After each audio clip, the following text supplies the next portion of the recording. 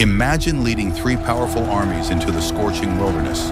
Thousands of soldiers, hundreds of horses, yet after 7 days not a single drop of water remains.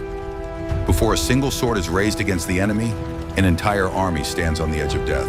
But then a prophet speaks impossible words. Dig ditches across the valley.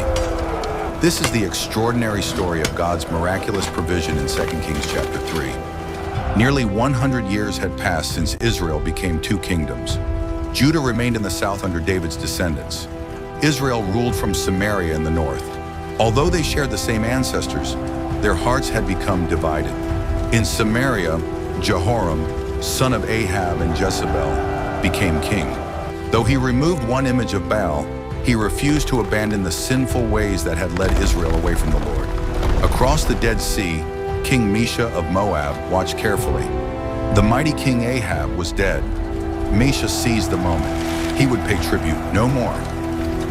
Jehoram sought help from Jehoshaphat, king of Judah. Together with the king of Edom, three kingdoms marched toward Moab. For 7 exhausting days, the armies marched beneath the blazing desert sun. Water slowly disappeared. Every step became more difficult than the last.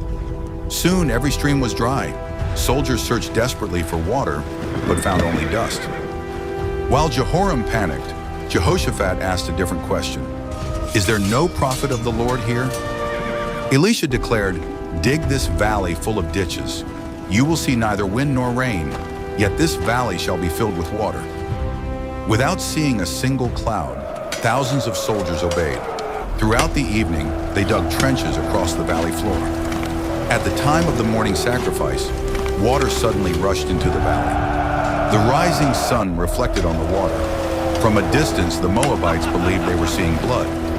Instead of finding dead armies, the Moabites walked into an ambush. With defeat certain, King Mesha committed a horrifying act that stunned both armies.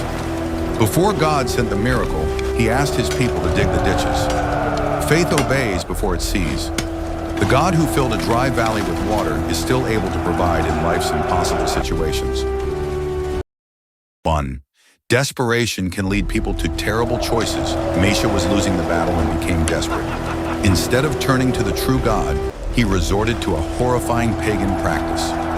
Lesson: when we are under pressure, we need to be careful about the choices we make. Desperation should drive us toward God, not away from Him. 2. Not everything recorded in the Bible is something God approves. The sacrifice of Mesha's son is described, not commanded or approved by God. The Old Testament repeatedly condemns child sacrifice. 3. God can give victory even when circumstances look impossible.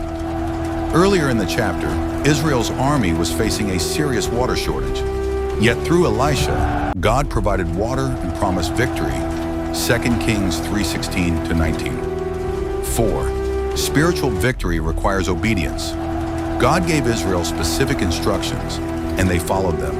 Their success wasn't simply because they were stronger militarily.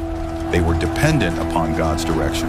5. Don't confuse another person's religious response with God's approval. Mesha's sacrifice appears to have been an appeal to his God, Chemosh. The fact that Israel withdrew afterward does not mean God accepted the sacrifice. The passage is a warning about the spiritual darkness surrounding Israel. 6. Partial victory is still worth recognizing. Israel didn't completely destroy Moab's king, but they seriously weakened Moab and devastated its land, as God had said. Sometimes we expect God to finish everything exactly as we imagine, but His purposes may unfold differently. When pressure becomes intense, our response reveals where we place our trust. Faith turns to God. Desperation without God can turn to destructive choices. Israel had a crisis. They sought God's prophet. God provided. Mesha had a crisis. He turned to pagan sacrifice. Thank you for watching. Please don't forget to share and subscribe.